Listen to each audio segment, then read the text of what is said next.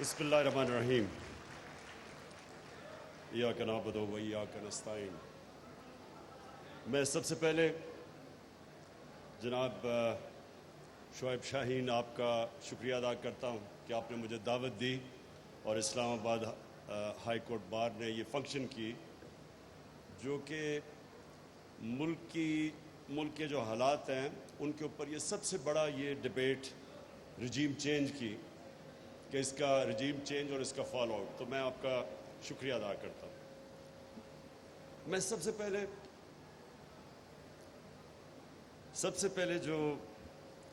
پہلے تو سارے اسپیکرز کا جو انہوں نے تبصرے کیے میں صرف اپریشیٹ کرنا چاہتا ہوں کہ سب نے مختصر پہلوؤں کے اوپر بات کی جو رجیم چینج کے ایفیکٹس آئے ہیں ملک میں۔ عمران ریاض نے بات کی کہ جس طرح میڈیا کے اوپر اب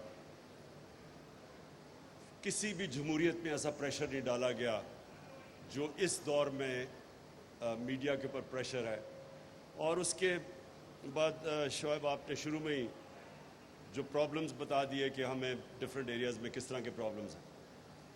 دیکھیں، میں جو سب سے پہلے بات کرنا چاہتا ہوں وہ یہ کہ پاکستان کسی وجہ سے بنا تھا، اور اگر آپ اس کی پیچھے چلے جائیں پاکستان کے بننے کے، تو اس کی جو سب سے بڑی وجہ کیا تھی؟ آزادی چاہتے تھے لوگ۔ علامہ اقبال کی جو ساری کوشش تھی کہ غلامی سے لوگوں کو آزاد کرے، ذہنی غلامی سے۔ قائد اعظم کا یہ کہا جاتا تھا کہ غلام ہندوستان میں ایک آزاد ذہن تھا، اور ان کی کوشش ساری جو سٹرگل تھی وہ یہ تھی کہ ہم اگر ہندوستان میں رہ گئے تو ہم آزاد نہیں ہوں گے۔ اور جو قائد اعظم کی خاص طور پہ ہمیں ان کی بریلینس کے اوپر سوچنا چاہیے کہ وہ تب یہ پریڈکٹ کر رہے تھے کہ ایک دن نریندر مودی کا ہندوستان بنے گا جدھر مسلمانوں کی کوئی حیثیت نہیں ہوگی۔ تو اس لیے پاکستان بنا تھا۔ تو یہ اس لیے نہیں بنا تھا کہ ہم ایک غلامی سے نکل کے دوسری غلامی میں آ جائیں۔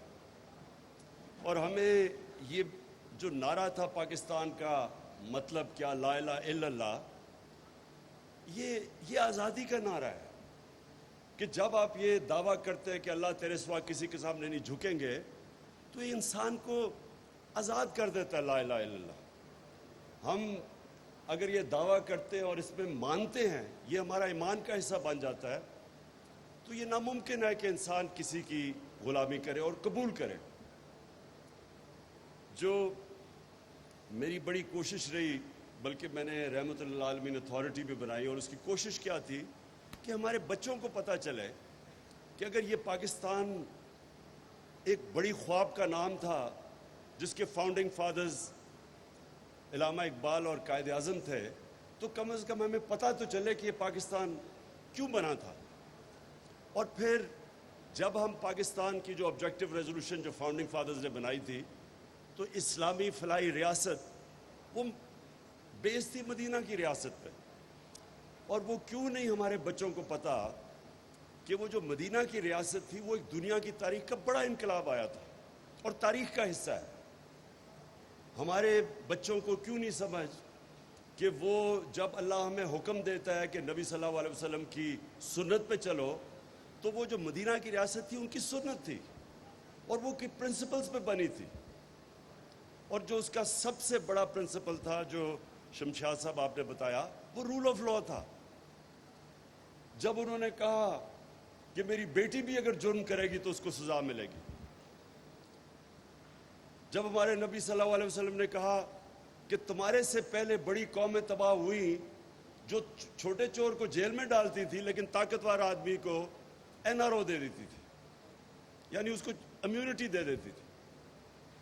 یہ اگر آج آپ سٹڈی کریں ڈیولپنگ ورلڈ، تو ساری ڈیولپنگ ورلڈ کا یہ مسئلہ ہے۔ وہ طاقتور کو نہیں پکڑ سکتے، وہ صرف چھوٹے چوروں کو جیلوں میں ڈالتے ہیں۔ جو فیکٹ آئی پینل کی رپورٹ ہے جو یونائٹڈ نیشن سیکرٹری جنرل نے ایک فیکٹ فائنڈنگ پینل بنائی کہ کیوں ڈیولپنگ ورلڈ غریب ہوتی جا رہی ہے اور امیر ملک امیر ہوتے جا رہے ہیں، تو ایک جو مین چیز کیا آئی سامنے کہ ہر سال 1700 ارب ڈالر غریب ملکوں سے چوری ہو کے منی لانڈر ہو کے امیر ملکوں میں یا آف شور اکاؤنٹس میں چلا جاتا ہے، اور اسی پینل کے مطابق 7,000 ارب ڈالر پڑا ہوا ہے چوری کا غریب ملکوں کا آف شور اکاؤنٹس میں، ٹیکس ہیونز میں۔ تو جو یہ ٹرانسفر آف ویلتھ ہر سال ہوتی ہے، غریب غریب ہو جاتا ہے، امیر امیر ہو جاتا ہے، وہ کیوں ہوتی ہے؟ کیونکہ رول آف لا نہیں ہے۔